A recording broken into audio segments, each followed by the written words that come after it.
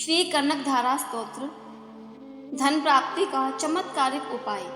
कनकधारा स्तोत्र। जीवन में आर्थिक तंगी को लेकर हम सभी बेहद परेशान रहते हैं। धन प्राप्ति के लिए हर संभव श्रेष्ठ उपाय करना चाहते हैं। धन प्राप्ति और धन संचय के लिए कनकधारा स्तोत्र का पाठ करने और सुनने मात्र से चमत्कारिक रूप से लाभ प्राप्त होता है। कनकधारा स्तोत्र की विशेषता यही है कि यह किसी भी प्रकार की विशेष माला, जाप, पूजन और विधि विधान की मांग नहीं करता, बल्कि सिर्फ दिन में एक बार इसको पढ़ना या सुनना ही पर्याप्त है। श्री कनकधारा स्तोत्रम। जैसे भ्रमरी अधखिले कुसुमों से अलंकृत तमाल तरु का आश्रय लेती है, उसी प्रकार जो प्रकाश श्री हरि के रोमांच से सुशोभित श्री अंगों पर निरंतर पड़ता रहता है तथा जिसमें संपूर्ण ऐश्वर्य का निवास है, संपूर्ण मंगलों की अधिष्ठात्री देवी भगवती महालक्ष्मी की वह दृष्टि मेरे लिए मंगलदायी हो।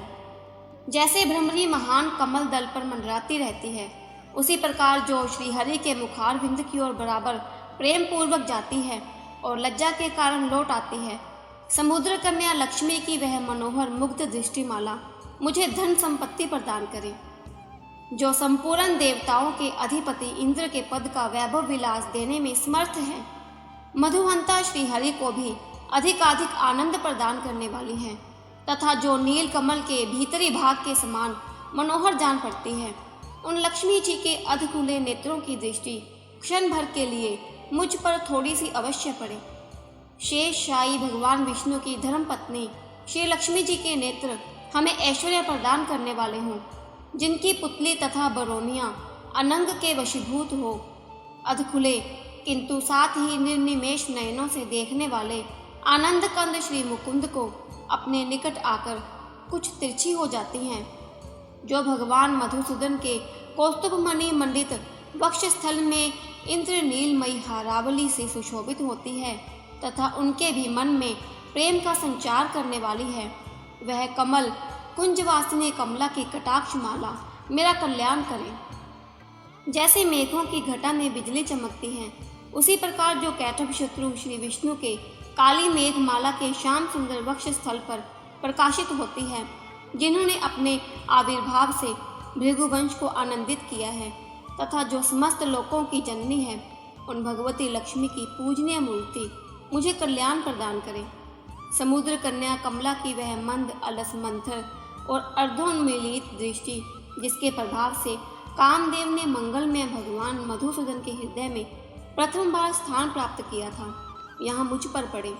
भगवान नारायण की प्रेयसी लक्ष्मी का नेत्र रूपी मेघ दया रूपी अनुकूल पवन से प्रेरित हो दुष्कर्म रूपी धाम को चिरकाल के लिए दूर हटाकर विषाद रूपी धर्मजन्य ताप से पीड़ित मुझ दीन रूपी चातक पर धन रूपी जलधारा की वृष्टि करे।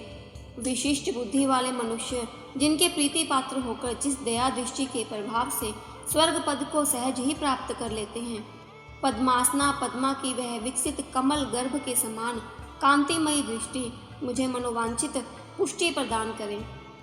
जो सृष्टि लीला के समय वाग्य देवता के रूप में विराजमान होती है तथा प्रलय लीला के काल में शाकंभरी अथवा चंद्रशेखर वल्लभा पार्वती के रूप में अवस्थित होती है, त्रिभुवन के एकमात्र पिता भगवान नारायण की उन नित्य योगना प्रेयसी श्री लक्ष्मी जी को नमस्कार है। मातः शुभ कर्मों का फल देने वाली श्रुति के रूप में आपको प्रणाम है। रमणीय गुणों की सिंधु रूपा रति के रूप में आपको नमस्कार है। कमल वन में निवास करने वाले शक्ति स्वरूपा लक्ष्मी को नमस्कार है तथा पुष्टि रूपा पुरुषोत्तम प्रिया को नमस्कार है। कमल वदना कमला को नमस्कार है। श्री सिंधु सभ्यता श्री देवी को नमस्कार है। चंद्रमा और सुधा की सगी बहन को नमस्कार है। भगवान नारायण की वल्लभा को नमस्कार है। कमल सदृश नेत्रों वाली माननीय माँ, आपके चरणों में किए गए प्रणाम। संपत्ति प्रदान करने वाले, संपूर्ण इंद्रियों को आनंद देने वाले, साम्राज्य देने में समर्थ और सारे पापों को हर लेने के लिए सर्वथा उद्यत हैं, वे सदा मुझे ही अवलंबन दे। जिनके कृपा कटाक्ष के लिए की गई उपासना उपासक के लिए संपूर्ण मनोरथों और संपत्तियों का विस्तार करती है। श्री हरि की हृदयेश्वरी उन्हीं आप लक्ष्मी देवी का मैं मन, वाणी और शरीर से भजन करता हूँ। भगवती हरिप्रिया, तुम कमल वन में निवास करने वाली हो। तुम्हारे हाथों में नीला कमल सुशोभित है। तुम अत्यंत उज्जवल वस्त्र, गंध और माला आदि से सुशोभित हो। तुम्हारी झांकी बड़ी मनोरम है। त्रिभुवन का ऐश्वर्य प्रदान करने वाली देवी, मुझ पर प्रसन्न हो जाओ। दिग्गजों द्वारा सुवर्ण कलश के मुख से गिराए गए आकाश गंगा के निर्मल एवं मनोहर जल से, जिनके श्रीअंगों का अभिषेक संपादित होता है, संपूर्ण लोकों के अधीश्वर भगवान विष्णु की गृहिणी और क्षीर सागर की पुत्री उन जगजननी लक्ष्मी को मैं प्रणाम करता हूँ। कमल नयन केशव की कमनीय कामिनी कमले, मैं अकिंचन मनुष्य में अग्रगण्य हूँ, अतएव तुम्हारी कृपा का स्वाभाविक पात्र हूँ। तुम उमड़ती हुई करुणा की बाढ़ की तरह तरंगों के समान कटाक्षों द्वारा मेरी ओर देखो। जो मनुष्य इन स्तुतियों द्वारा प्रतिदिन वेदित्री स्वरूपा त्रिभुवन जननी भगवती लक्ष्मी की स्तुति करते हैं एवं सुनते हैं, वे इस भूतल पर महान गुणवान और अत्यंत सौभाग्यशाली होते हैं तथा विद्वान पुरुष भी उनके मनोभावों को जानने के लिए उत्सुक रहते हैं।